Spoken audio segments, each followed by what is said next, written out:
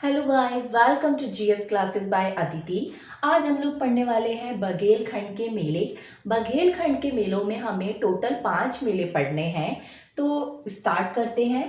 पहला मेला है महामृत्युंजय मेला। महामृत्युंजय मेला जो है वो कहाँ पर लगता है? रीवा में लगता है। और ये कब लगता है? शिवरात्रि और बसंत पंचमी के टाइम पे लगता है। ठीक है, तो पहला मेला याद रखें, महामृत्युंजय मेला कहाँ लगेगा?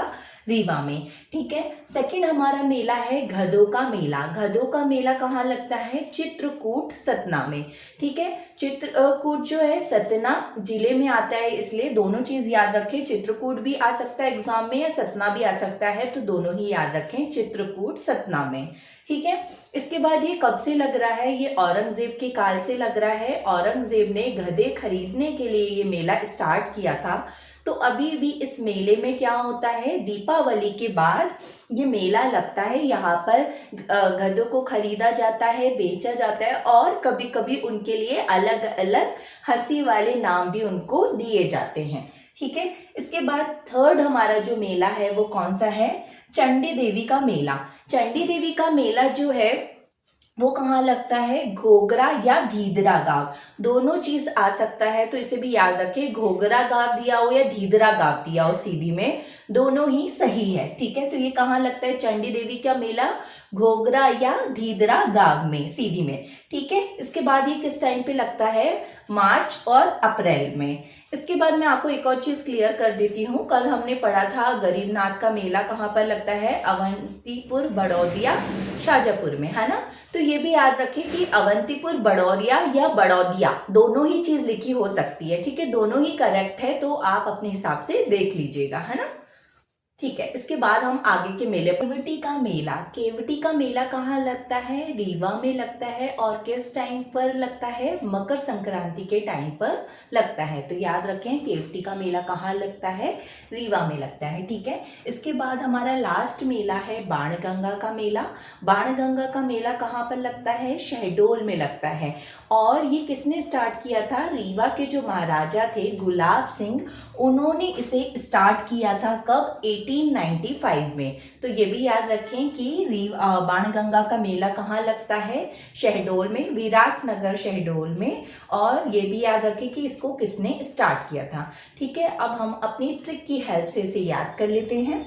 तो एक रीवा नाम की लड़की है। देखिए, ये पूरी जो स्टोरी है ना, उसको थोड़ा सा इमेजिन करिए तो आपको तुरंत ही सारे मेले याद हो जाएंगे। ठीक है, तो रीवा नाम की जो लड़की है वो क्या करती है? केवटी मेला जो लगता है उसमें महामृत्युंजय जाप करती है। ठीक है, वो क्या कर रही है? केवटी मेले में महामृत्युंजय जाप कर रही है और लोगों को 2 सलाह दे रही है। क्या सलाह दे रही है? पहली सलाह ये है कि गधों को सताना नहीं चाहिए। ठीक है, पहली सलाह उसने क्या दी कि गधों को सताना नहीं चाहिए। और दूसरी उसने सलाह क्या दी? उसने दूसरी सलाह दी कि जो सीधे लोग होते हैं उनको क्या करना चाहिए? सीधे लोगों को चंडी देवी की पूजा करनी चाहिए और पूजा करने के बाद बाणगंगा में स्नान करना चाहिए। ठीक है, तो अब देखिए, रीवा नाम की लड़की जो है केवटी मेले में महामृत्युंजय जाप करती है। ठीक है, तो इसे याद रखें कि केवटी मेला और महामृत्युंजय मेला कहाँ लगता है? रीवा में। ठीक है, इसके बाद सबको क्या सलाह देती है? गधों को सताना नहीं चाहिए। गधों को सताना नहीं चाहिए मतलब कि गधों का मेला सतना में। और सीधे लोगों को चांडी देवी की पूजा करनी चाहिए। सीधे लोगों को मतलब सीधी, चांडी देवी का मेला कहाँ लगा? सीधी में। ठीक है, और बाणगंगा में स्नान करना चाहिए। बाणगंगा शहडोल में स्नान करना चाहिए।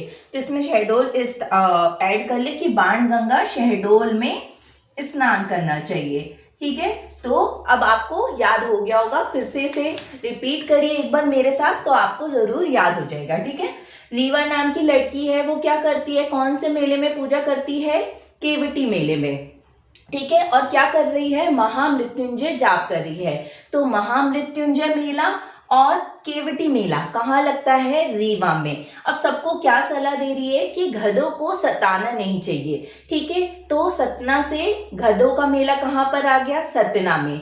और क्या सलाह दे रही है कि सीधे लोगों को चंडी देवी की पूजा करनी चाहिए। तो चंडी देवी का मेला सीधी में। और इसके बाद क्या करना चाहिए, बाण गंगा शहडोल में स्नान करना चाहिए। तो बाण गंगा मेला शहडोल में, ठीक है। अब आपको लग रहा होगा कि मैम हम ये कैसे याद रखें कि जो ये अपन ने मेला पढ़ा था चित्रकूट में लगता है गधों का मेला, तो हम कैसे याद रखें, ठीक है। अब मैं क्या बोल रही हूँ, गधों को सताना नहीं चाहिए। तो क्या गधों को सताना सिर्फ ऐसे ही होगा कि अपन उस पर सामान रख देते कि ऐसे ही होगा, या फिर अपन है ना उनको, जैसे आप याद रखेंगे, आपको याद आ रहा होगा कि आप सबने वेलकम मूवी देखी होगी। तो वेलकम मूवी में अनिल कपूर क्या करता है, एक चित्र बनाता है ना।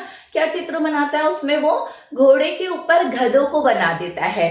तो अब भाई क्या ये गधों की इंसल्ट नहीं हुई क्या, ये भी तो गधों की इंसल्ट है। तो कम से कम अब आप लोगों को याद रहेगा कि ऐसे चित्र बना के भी उनको सताना नहीं चाहिए। तो चित्र से किसका, चित्रकूट, और सताना से सतना, ठीक है, चित्रकूट सतना। तो आप लोगों को ये क्लास पसंद आ रही है तो लाइक शेयर और सब्सक्राइब जरूर करें। Thank you.